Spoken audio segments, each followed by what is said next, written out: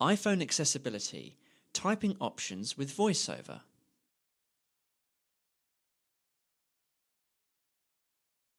When it comes to typing on an iPad or an iPhone with VoiceOver, you've got a number of different ways that you can do this. And in order to demonstrate some of these, I am going to go into the Reminders app and then into the search area, just so that I can be in an edit mode to show you the different options that are available. So my focus is on the Reminders app on my home screen. Reminders. Search. Search field. Search field is editing. Search. Word mode. Insertion point at start. And whenever you go into a mode where typing is possible, then a keyboard, an on-screen keyboard, appears at the bottom of the screen. So the first way that I can input is using the standard methods of moving around by flicking or exploring on that keyboard, and then double tapping or split tapping in order to input information. So I'll just do that for a couple of letters. Cap D. Cap S. Cap S. A. So I find a letter and then I do a separate gesture to input it. It will take a long time if I needed to do anything more than a few words typing in this way, but it is just using standard gestures, so it's very easy. A second way that I can type is, now that I'm in this typing mode, I can use the rotor, and there is a new option in there which is called typing modes. Containers. Headings. Typing mode. And if I flick down now, I'll go from whichever the current one is to the next one. Touch typing. With touch typing, then as soon as I lift my finger off, I explore to a character, and then as soon as I lift my finger off it, that character is input. So I'm going to find the letter R. D. R. And as soon as I take my finger off, that letter is input. And then I'm going to go back to typing options to see what the next one is. Edit. Language. Typing mode. Direct touch typing.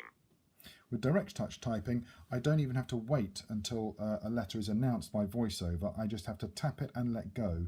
In other words, it's like typing with no typing echo on. I'm not going to get any feedback from VoiceOver. So S. That was the letter S. I just tapped it. If I touch the screen and I think I'm not on the right character, I just have to leave my finger there for half a second or less than that, quarter of a second maybe. And then when I take my finger away, VoiceOver doesn't do anything. It basically moves the VoiceOver focus to the letter that I was on, but it doesn't do anything else. So if I just touch the letter H. Hotel. And nothing has actually been input.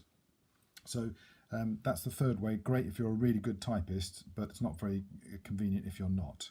If I go back to the rotor. Edit. Language. Typing mode. Standard typing. Standard typing is the one that I started out at, so that was the one where I used the standard gestures. So those are the three typing modes that are offered for the on-screen keyboard. The on-screen keyboard also has a dictate button, which is just to the left of the space bar. So if I now explore to the space bar, B. Space. And then flick Dictate. left. So the dictate button works in the usual way. I can double tap.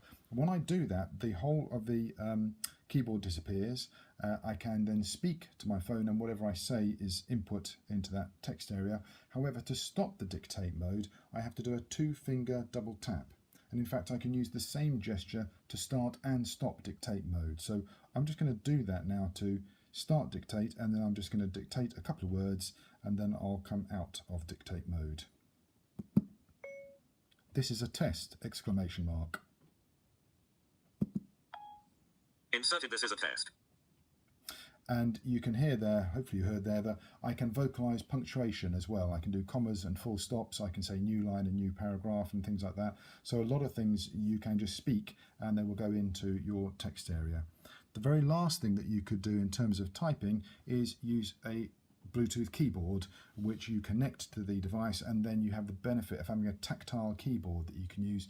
And I know quite a few people who prefer this method, certainly for when you're using an iPhone or an iPad at home.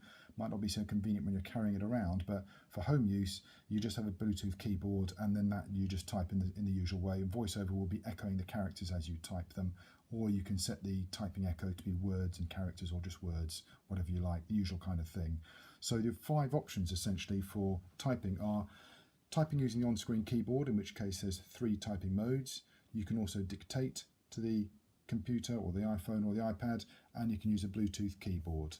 I hope you find a method that works for you. Bye.